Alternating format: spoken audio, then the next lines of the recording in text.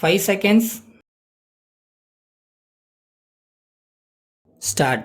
தலைவர் அவர்களே, ஆளுநர் உரையின் மீது என்னுடைய கருத்துக்களை தெரிவிக்க வாய்ப்பு கொடுத்ததற்காக நன்றி தெரிவித்துக் கொள்கிறேன். இந்த அவையில் நான் முதலாக பேசுகிற பேச்சே நன்றி கூறுகின்ற பேச்சாக இருப்பது குறித்து மிகவும் மகிழ்ச்சி அடைகிறேன். நீதிபதியாக பல ஆண்டுகள் பணிபுரிந்த காரணத்தால் எனக்கு அதிகமாக பேசத் தெரியாது. நீதிபதிகளாக இருக்கிறவர்கள் அதிகம் பேசக்கூடாது. மற்றவர்கள் பேசுவதை கேட்டுத்தான் தீர்ப்பை வழங்குவார்கள். மற்றவர்கள் பேசுவதை கேட்டு கொண்டிருந்த நிலையை விட்டு இன்றைக்கு மற்றவர்கள் கேட்க நான் பேசும் நிலை ஏற்பட்டிருக்கிறது.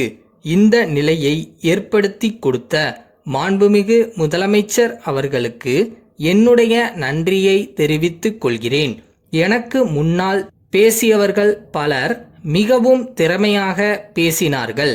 அவர்கள் எல்லாம் அரசியலில் அதிகமாக ஊறியவர்கள். அவர்களுக்கு சமமாக என்னால் பேச முடியாது என்பதை மிகவும் அடக்கத்தோடு தெரிவித்துக் கொள்கிறேன். இங்கே பேசிய பல உறுப்பினர்கள் அரசாங்கத்தை பாராட்டி பேசினார்கள்.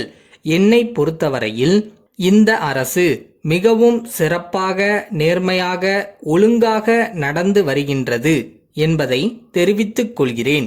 நான் இந்த ஆளுநர் உரையை முழு மனதோடு வரவேற்கிறேன். அரசியல் கருத்து வேற்றுமைகளை மறந்துவிட்டு பார்த்தால் ஆளுநர் உரையானது நாட்டு மக்கள் நல்வாழ்வு பெறவும், எல்லோரும் வேலைவாய்ப்பு பெறவும், கிராமங்கள் வளர்ச்சி பெறவும் நல்ல பல திட்டங்களை கொண்டதாக இருக்கிறது என்பதை தெரிவித்துக் கொள்கிறேன். 25 ஆண்டுகளுக்கு மேலாக நான் நீதிபதியாக பணிபுரிந்து ஓய்வு பெற்ற பின் அரசியலுக்கு இழுக்கப்பட்டு மனசாட்சிக்கு விரோதமில்லாமல் பணிபுரிந்து வருகிறேன். நம்முடைய அரசு சிறப்பாக நடக்கிறது என்றால் அந்த பெருமை எல்லாம் முதலமைச்சர் அவர்களைத்தான் சாரும் என்பதை மகிழ்ச்சியுடன் தெரிவித்துக் கொள்கிறேன். படித்தவர்கள், பண்புள்ளவர்கள், நல்லெண்ணம் படைத்தவர்கள் எல்லாம் இந்த அரசுக்கு உறுதுணையாக இருந்து தங்கள் ஒத்துழைப்பை நல்க வேண்டுமென்று கேட்டுக்கொள்கிறேன். இந்த சமயத்தை பயன்படுத்தி கொண்டு என்னுடைய சில கருத்துக்களை தெரிவித்துக் கொள்ள விரும்புகிறேன். நான் சொல்லும் கருத்துக்களை அரசு ஏற்று செய்யும் என்ற நம்பிக்கையில் கூறுகிறேன். மாநிலத்திலுள்ள பெரிய மாவட்டங்களை 2ஆக பிரிக்க வேண்டும். உதாரணமாக, நீதித்துறையை பொறுத்தவரையில் கோயம்புத்தூர் மாவட்டம் இப்போது 2ஆக பிரிக்கப்பட்டிருக்கிறது. கோவையை தலைநகராக கொண்டு ஒரு மாவட்டமும் செயல்படுகிறது. இதைப் போலவே மற்ற பெரிய மாவட்டங்களையும் 2ஆக பிரிக்க வேண்டுமென்று கேட்டுக்கொள்கிறேன். நிர்வாகத்தில் பெண்களை மாவட்ட ஆட்சி தலைவர்களாக இதுவரை நியமிக்கவில்லை.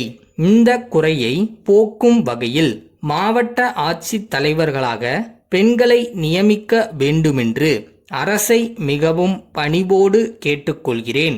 அடுத்தபடியாக, பெண்களின் முன்னேற்றம் குறித்து உறுப்பினர்கள் பலர் பேசினார்கள். கல்வியிலும் சமூக அந்தஸ்திலும் தற்போது பெண்களின் முன்னேற்றம் சிறந்து விளங்குகிறது. எல்லா தொழில்களிலும் பெண்கள் போட்டியிட முன்வந்துள்ளார்கள். அரசியல் துறையிலும் பெண்கள் பங்கு முன்னேற்றம் அடைந்திருக்கிறது. நாட்டிலும் வீட்டிலும் பெண்கள் சம அந்தஸ்துடன் விளங்குகிறார்கள் என்பதை மகிழ்ச்சியுடன் தெரிவித்துக் கொள்கிறேன். பெண்களின் சமூக முன்னேற்றத்திற்கும் கல்வி முன்னேற்றத்திற்கும் நம்முடைய அரசு நல்ல திட்டங்களை செயல்படுத்தி வருகிறது என்பதை மகிழ்ச்சியுடன் தெரிவித்துக் கொள்கிறேன். குழந்தைகளை நாட்டின் நல்ல குடிமக்களாக மாற்றும் ஆரம்ப கல்வி பணிக்கு ஏற்றவர்கள் பெண்கள்தான் என்பதை அனைவரும் ஒப்புக்கொள்வர். அதேபோல மருத்துவத் துறையிலும் பெண்களின் சேவை பெரிதும் பாராட்டப்படுகிறது.